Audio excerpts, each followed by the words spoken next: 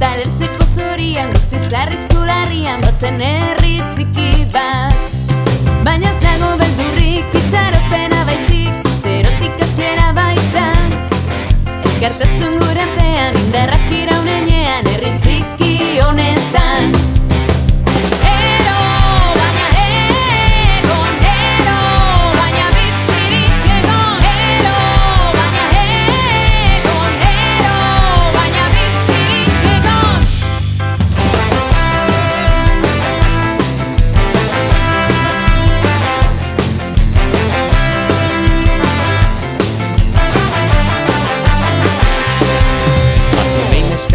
Bat barre politez jantzita bazen euskaltegi bat. Jauz egiteko mundura, mundu eraldatzeko guraz bazen neska txiki bat.